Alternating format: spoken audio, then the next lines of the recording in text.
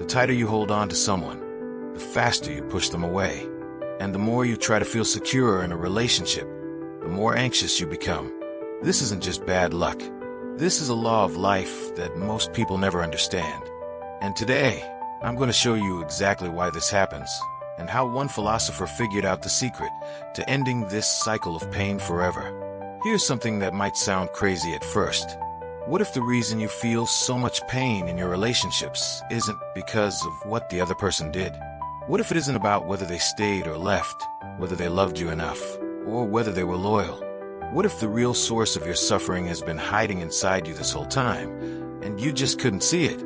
Alan Watts was a British philosopher who spent his life studying Eastern ideas and explaining them in a way that anyone in the West could understand. And one of the most important things he ever taught was this simple truth. Attachment is the root of suffering. Not love, not caring, not connection, but attachment. And these are not the same thing at all. By the end of this video, you're going to understand the difference between these two things. You're going to see why clinging to people, to outcomes, to the way you want things to be, always leads to pain. And most importantly, you're going to learn what you can do about it, so you can actually enjoy your relationships instead of being destroyed by them. Let me paint a picture for you. Think about someone you really care about. Maybe it's a partner, maybe it's a parent, a child, or a close friend. Now think about how you feel when you imagine losing them. Does your stomach tighten? Does your chest feel heavy? Does a wave of fear wash over you? That fear, that heaviness, that tightness in your body, that's not love. That's attachment. And here's the thing that most people don't realize. That feeling is actually a form of suffering that you're experiencing right now. Even though nothing bad has happened yet, this is what Alan Watts was trying to get us to see. We spend so much of our lives worrying about losing the things and people we love that we never actually get to enjoy having them. We're so afraid of the future that we miss the present moment completely. We're so busy trying to hold on that we forget to actually be here, right now, with the people we care about. Think about it like this. Have you ever been in a relationship where you were constantly worried about whether the other person really loved you? Where you kept checking for signs that they might leave? Where you needed constant reassurance that everything was okay? That kind of anxiety doesn't come from the relationship itself. It comes from your attachment to a particular outcome. You're attached to the idea that this person should always be there, that they should always feel a certain way about you, that things should stay exactly as they are forever. And because life doesn't work that way, because nothing stays the same forever, you end up suffering. Alan Watts pointed out something really important here. He said that the desire for security and the feeling of insecurity are actually the same thing. Think about that for a second. The more you try to feel secure, the more insecure you feel. It's like trying to hold your breath. The longer you try to hold it, the more desperate you become to breathe. The more you chase security, the more anxious you become. This is the trap that so many people fall into. They think that if they can just get enough love, enough commitment, enough proof that everything will be okay, then they'll finally feel at peace. But it never works, because the problem isn't outside of them. The problem is the grasping itself. Let me give you another example. Think about a parent who is so worried about their child's safety that they never let them do anything. They hover, they control, they try to protect their child from every possible danger. And what happens? The child grows up feeling suffocated. The relationship becomes tense and strained. And the parent? They're still anxious, still worried, still afraid. Because no amount of control can ever eliminate the uncertainty of life. This is what attachment does. It doesn't protect us from pain. It creates pain. It takes the natural uncertainty of life, which is actually quite manageable when we accept it, and turns it into a constant source of stress and suffering. Watts used a beautiful image to describe this. He talked about how we can't hold on to running water. If you try to catch running water in a bucket, you lose what makes it special. It's not running anymore. It's just sitting there, stagnant. The same is true with life, with relationships, with the people we love. When we try to grasp them, to hold them in place, to make them permanent, we lose the very thing that made them beautiful in the first place. So where does this attachment come from? Why do we cling so hard to things that we know, deep down, can't last forever? To understand this, we need to look at one of the oldest ideas in Buddhist philosophy, which Alan Watts spent a lot of time studying and explaining. The Buddha taught that everything in this world is impermanent. Everything changes. Nothing stays the same.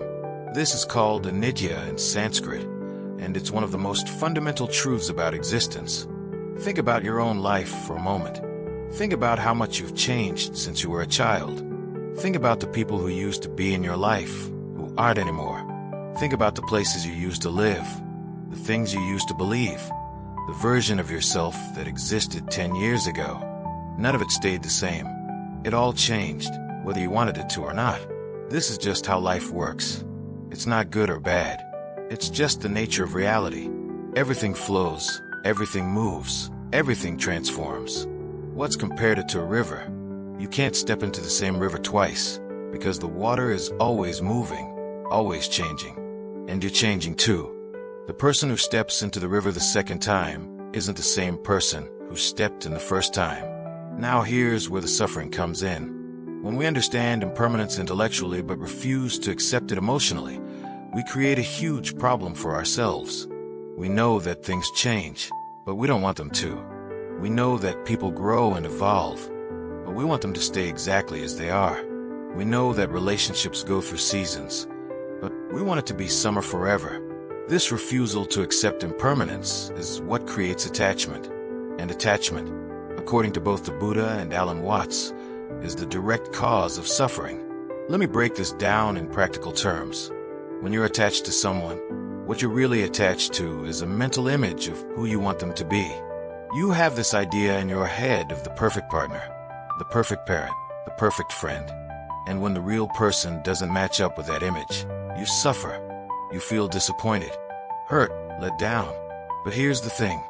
The real person was never supposed to match your mental image. They're a living, breathing, changing human being, not a statue that you can place on a shelf and expect to stay the same forever. When you attach to your idea of who they should be, you stop seeing who they actually are. You stop appreciating them for their real qualities, their real struggles, their real growth. You just see the gap between your expectation and reality, and that gap is painful. Watts talked about this in a really interesting way. He said that when you're in love with someone, you see them as they really are. You see them fully, completely, without judgment. But when you're attached to someone, you only see a limited version of them. You see what you want to see, what you need to see, what fits with your story. And that's not really seeing them at all. This is why attachment and love are so different. Love is open, expansive, accepting. It says, I see you as you are, and I celebrate you. Attachment is closed, tight, demanding. It says, I need you to be a certain way so that I can feel okay. Love lets the other person be free. Attachment tries to capture them, to control them, to keep them in a box. And here's the really tricky part. When you're attached to someone, you often think you're loving them. You feel all these intense emotions, all this passion, all this need to be with them. It feels like love, but it's not. It's fear disguised as love. It's the fear of losing them, the fear of being alone, the fear of not being enough. And that fear creates a desperate, clinging energy that actually pushes people away. Have you ever been in a relationship where the other person was too clingy, where they needed constant attention, constant validation, constant proof that you loved them? Remember how suffocating that felt? Remember how it made you want to pull away, even if you cared about them? That's what attachment does. It creates the opposite of what we want. We attach because we're afraid of losing someone, but the attachment itself drives them away. We try to hold on tighter, but our grip becomes a stranglehold. It's like trying to hold sand in your fist. The tighter you squeeze, the more it slips through your fingers. Watts had a beautiful way of putting this. He said that a weaving of smoke can be very beautiful, as long as you don't try to lean on it or preserve it. The moment you try to catch hold of it, you destroy it. Life is like that. Relationships are like that. The people we love are like that. They're beautiful precisely because they're flowing, changing, alive. And the moment we try to freeze them in place, to make them permanent, to hold onto them too tightly, We destroy the very thing we were trying to preserve. Now let's talk about something that affects millions of people, the fear of abandonment. This is one of the deepest and most painful forms of attachment, and it causes tremendous suffering in relationships. The fear of abandonment usually starts in childhood. Maybe your parents weren't emotionally available. Maybe someone you loved left unexpectedly. Maybe you experienced rejection or neglect at a young age. Whatever the cause, this fear gets planted deep inside you, and it colors everything you do in your adult relationships. When you have a fear of abandonment, you're constantly on alert for signs that someone might leave. You analyze their every word, their every action, looking for proof that they're pulling away. You need constant reassurance that they're not going anywhere. And no matter how much reassurance you get, it's never enough. Because the fear isn't really about this particular person or this particular relationship. It's about a wound that you're carrying from your past. Alan Watts would say that this fear of abandonment is actually a fear of impermanence taken to an extreme. You've experienced the pain of loss before, and you never want to feel it again. So you try to create certainty where no certainty can exist. You try to hold on to people so tightly that they can never leave. But this strategy never works because it's based on a fundamental misunderstanding of how life works. Here's the truth that Watts was trying to help us see. You cannot avoid the pain of loss by avoiding loss itself. People will leave. Relationships will end. This is inevitable. The only question is how you will relate to this reality. Will you spend your whole life in fear of it? Or will you accept it and live fully anyway? This is what Watts meant when he talked about the wisdom of insecurity. He wasn't saying that we should be reckless or that we shouldn't care about our relationships. He was saying that trying to make ourselves secure in an insecure universe is a recipe for suffering. The more we chase certainty, the more anxious we become. But when we accept uncertainty, when we make peace with the fact that nothing lasts forever, something amazing happens. We stop suffering so much. We start to actually enjoy our lives. Think about it this way. If you knew for certain that a relationship was going to last forever, would that actually make it better? Maybe in some ways. But it would also take away something important. It would take away the preciousness of each moment. It would take away the urgency to appreciate what you have right now. It would turn the relationship into something predictable, something safe, something maybe even a little boring. The uncertainty is part of what makes love meaningful. The fact that the other person could leave, but they choose to stay. The fact that nothing is guaranteed, but you're showing up anyway. The fact that you're both taking a risk, opening your hearts, being vulnerable with no guarantee of how it will turn out. That's what makes love beautiful. That's what makes it matter. Watts talked about falling in love in a really interesting way. He pointed out that we say falling in love, not rising into love. There's something about love that involves letting go, surrendering control, taking a leap. When you fall, you lose control. You can't predict where you'll land. You just have to trust.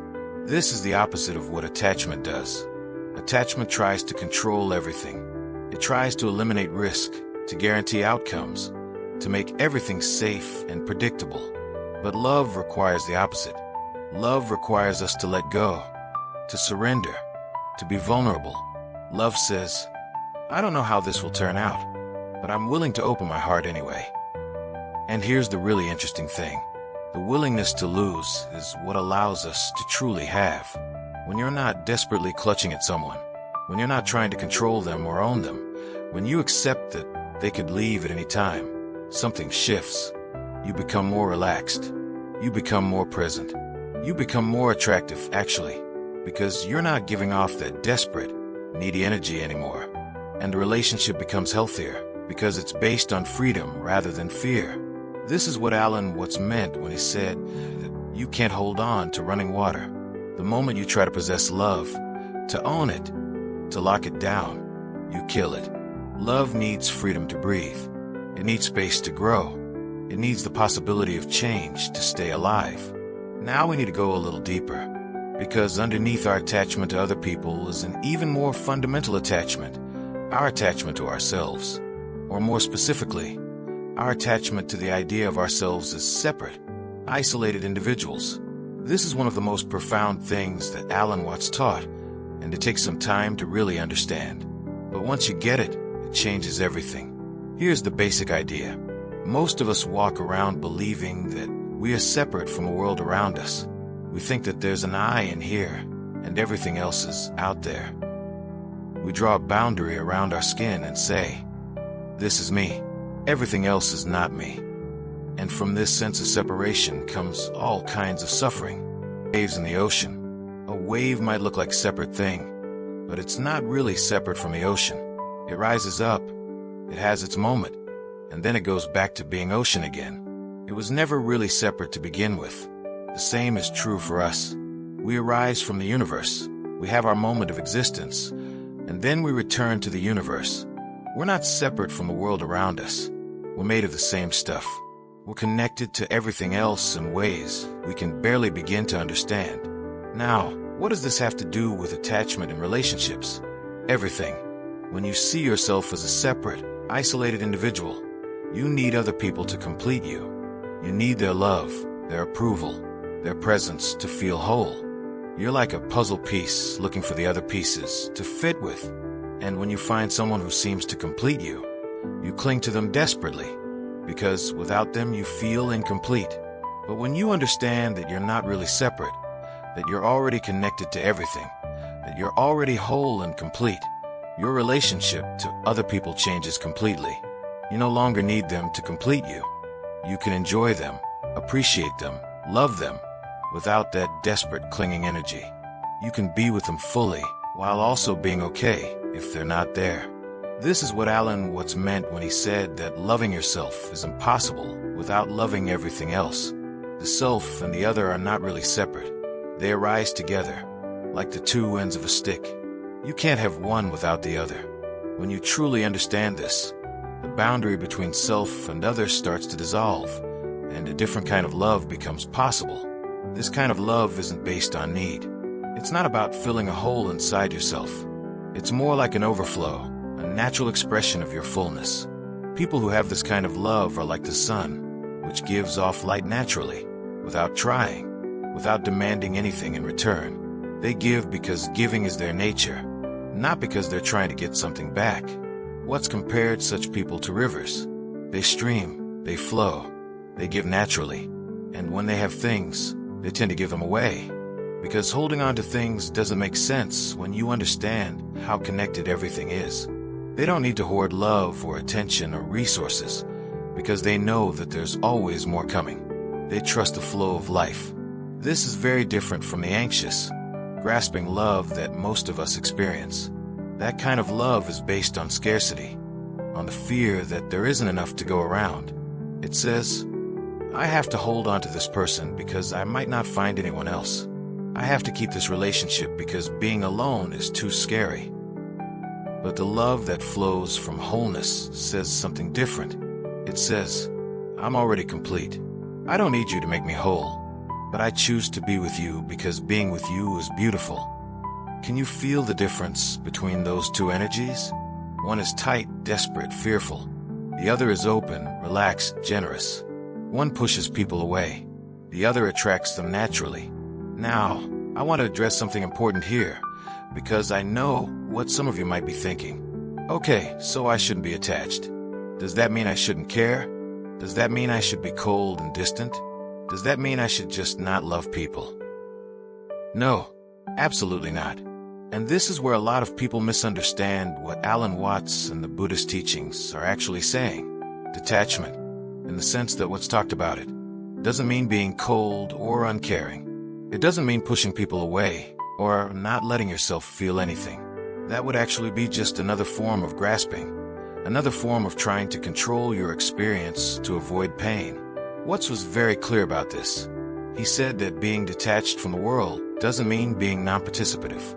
You can be fully engaged with life, fully present in your relationships, fully loving and caring without being attached. In fact, true presence and true love become possible only when attachment is released. Think about it this way. When you're attached to someone, you're not really with them. You're with your thoughts about them, your fears about losing them, your ideas about how they should be.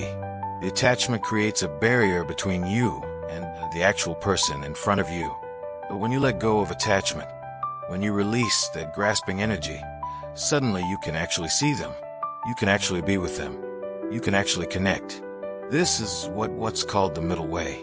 It's not about going to extremes. It's not about saying, I don't care about anything, or I'll never let myself get hurt. That's just the opposite extreme, and it creates its own suffering. The middle way is about finding a balance, a place where you can be fully engaged with life without being trapped by your attachments. The Buddha himself taught this middle way. He tried extreme asceticism, denying himself all pleasures, and he found that it didn't lead to liberation. He also knew that pure pleasure-seeking didn't work either. The answer was somewhere in the middle. Engaged but not attached, caring but not grasping, loving but not possessing. In practical terms, what does this look like? It looks like loving someone fully while accepting that they might leave. It looks like enjoying a relationship completely while knowing that it will change. It looks like opening your heart without demanding that it never gets hurt. Watts gave some really practical advice for married couples that applies to all relationships. He said 3 things. First, don't go into a relationship with projects for improving each other. Growth might happen, but it can't be forced. Second, never pretend to a love you don't actually feel, because love is not something we can command. And third, don't cling to each other so much that you strangle each other. You're not each other's property. You have to trust your partner enough to allow them full freedom to be who they are. This is what healthy love looks like. It's not about control. It's not about ownership. It's not about making the other person behave in a certain way so you can feel safe. It's about appreciation, freedom, and trust.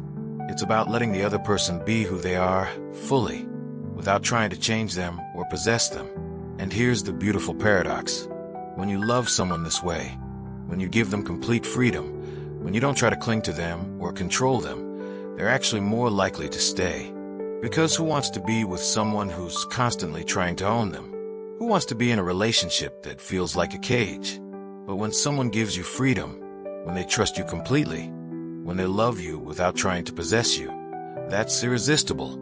That's the kind of love that makes you want to stay forever. All right, so we've talked a lot about philosophy here. Now let's get practical. How do you actually start letting go of attachment? How do you move from that fearful, grasping energy to the open, trusting energy that Watts described? The first thing to understand is that you can't force yourself to let go. That would be like trying to relax by tensing up, or trying to fall asleep by concentrating really hard on sleeping. The more you try, the harder it becomes. Watts was very clear about this. He said that you can't directly will yourself to stop desiring or to stop being attached. If you try, you just end up desiring to not desire, which is another form of desire. So what do?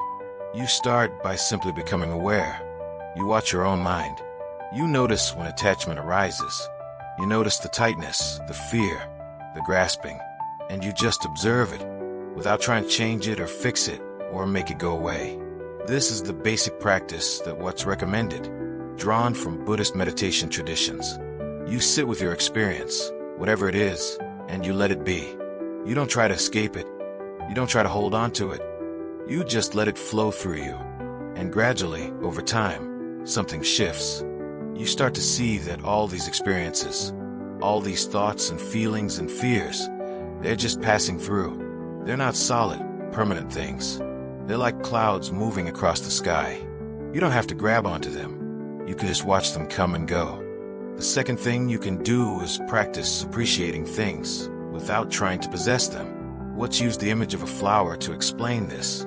If you love a flower, don't pick it, because if you pick it, it dies and ceases to be what you loved. Love is not about possession. It's about appreciation. You can love the flower, enjoy the flower, be grateful for the flower, without needing to own it or keep it forever. Apply this to your relationships. Can you appreciate the person you're with right now, in this moment, without needing to own them? Can you enjoy them without demanding that they stay forever?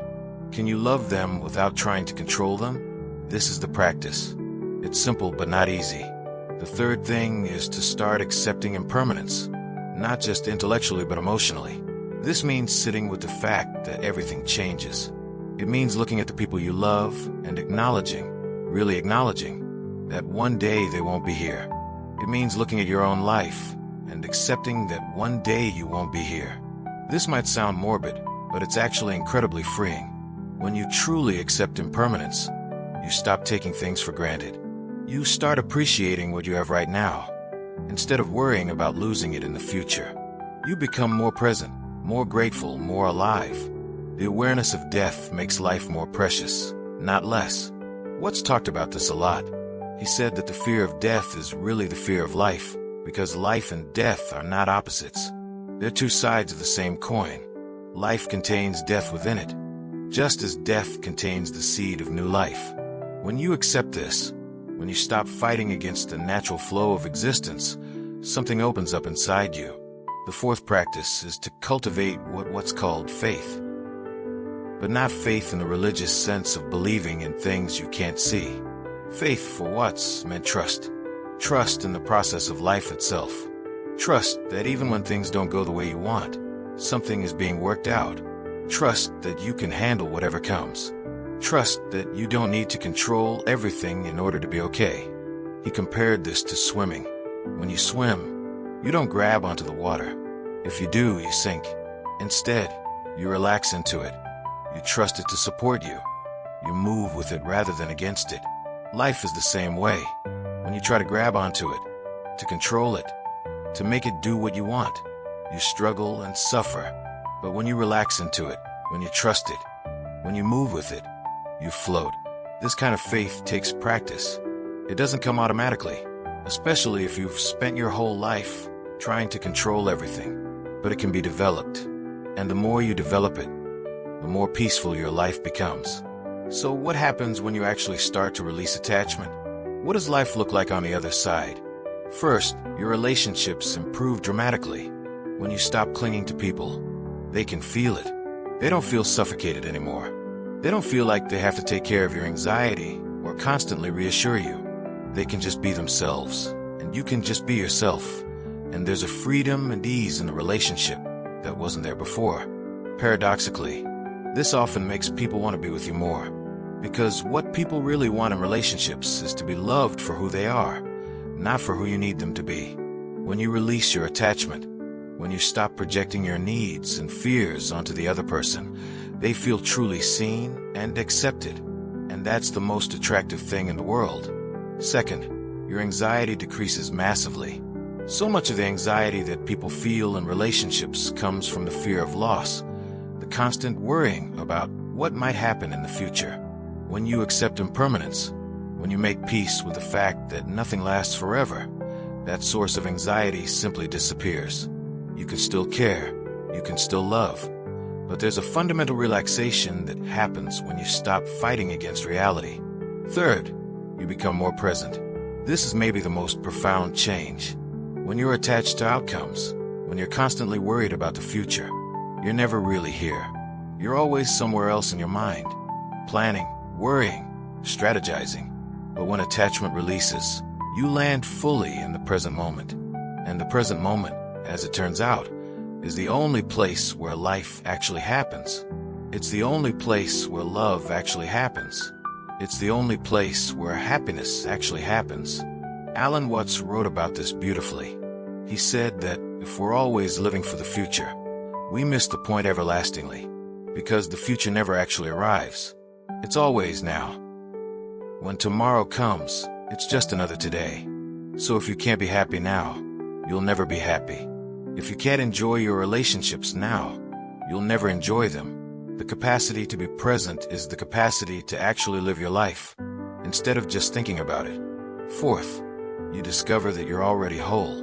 This might be the most liberating realization of all. When you release attachment, when you stop needing other people to complete you, you discover that you were never actually incomplete. The sense of lack that drove all that desperate clinging was itself an illusion. You're already whole, already enough, already okay. You don't need anything or anyone to make you complete. This doesn't mean you don't want relationships or that you become some kind of hermit. It just means that your relationships come from a different place. They come from abundance rather than scarcity. They come from overflow rather than need. And that makes all the difference in how you show up, how you love, and how you're loved in return. So let's bring all of this together. What has Alan Watts taught us about attachment and suffering? He's taught us that attachment, not love, is the source of our suffering in relationships. That the tighter we try to hold on, the more we lose. That the more we chase security, the more anxious we become.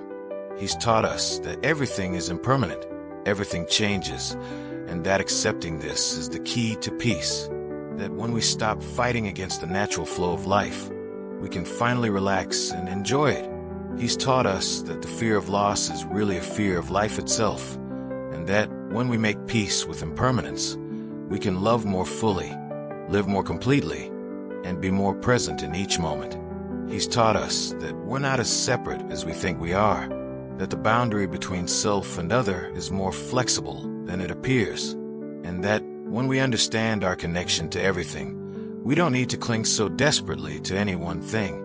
And most importantly, he's taught us that there's another way to be in relationships, a way that's based on freedom rather than fear, a way that's based on appreciation rather than possession, a way that's based on trust rather than control. This isn't easy. It goes against everything we've been taught. It goes against our deepest instincts. But it's possible, and it's worth it. Because on the other side of attachment is something that most people never experience: real love. Love that doesn't demand, doesn't cling, doesn't suffocate. Love that gives freely, that appreciates fully, that lets the other person be exactly who they are. That's the love that Alan Watts was pointing toward. That's the love that becomes possible when we let go of our fear and our grasping. That's the love that's available to all of us right now, if we're willing to release our grip and trust the flow. I want to leave you with one final thought from Watts. He said that falling in love is an act of surrender, of letting go, of giving yourself completely.